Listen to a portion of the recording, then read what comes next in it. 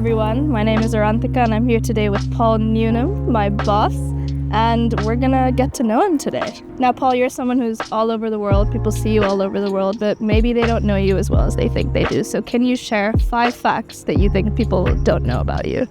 Well, 5 facts.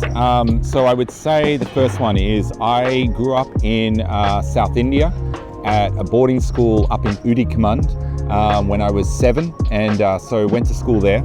I then would say I've grown up probably around the world. I've lived in over 50 houses in multiple countries around the world, so really had an experience on multiple continents, and I think that's really been key. So I've been married for over 26 years. I met my partner when she was 15, I was 17. I have 4 amazing kids that keep me very humble. Another fact, I was in the army for 7 years, so that really shaped me, I guess. I have 2 main hobbies at the moment. Gardening, I love getting my hands in the soil. I love being able to work with plants and watch them grow. And then I also have taken up recently knife making, which is a little bit of an odd kind of hobby, but lots of fun. So you're the CEO of the SDG2 Advocacy Hub, which is quite a mouthful, always is when I try to tell people what I do. But yeah, can you tell everyone what the Hub is, why we're here, when we started? It started out of a conversation that was going on in 2016, and in 2017 we formed the Secretariat. I was asked at the time when I was working for the World Food Programme to get involved and to help lead. And so it was designed to connect, to catalyse and convene actors across food, agriculture, nutrition, climate adaptation, really to try and come up with a new game plan, a new way of thinking, new way of communicating to drive action on the SDGs, and particularly SDG2. And so, it's been going for a number of years, continuing to adapt to the changing world and really drive forward action. Let's talk about SOFI, not the person, but the State of Food Security and Nutrition Report. The new one comes out in July. So what insights can you share as to the state of nutrition in the world at this moment? Well, thank you. The State of Food Security and Nutrition Report is such a critical report. It really helps for us to see, are we really seeing progress, or is there still a lot of work to go? Yeah.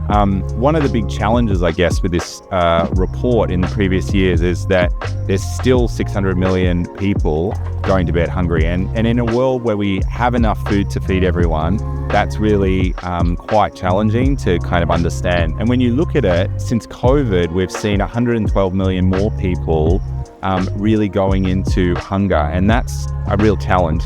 And while you see at the same time, you're also seeing issues around people's access to a nutritious and affordable, healthy diet. And there's over 3.1 billion people that aren't getting access to that diet. And to me, that's really challenging.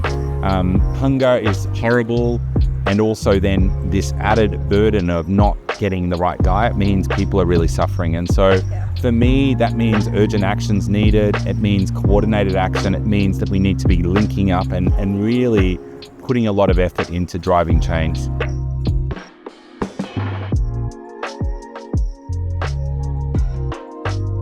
So, can you tell us who your food champion of the week is? This week, I would like to focus on the CGIAR.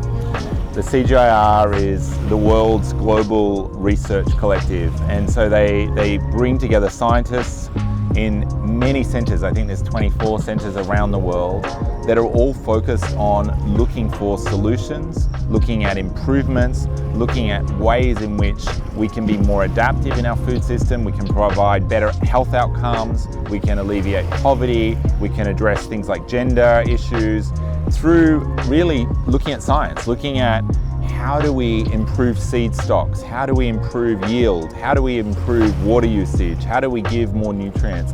So to me, these scientists are on the front line.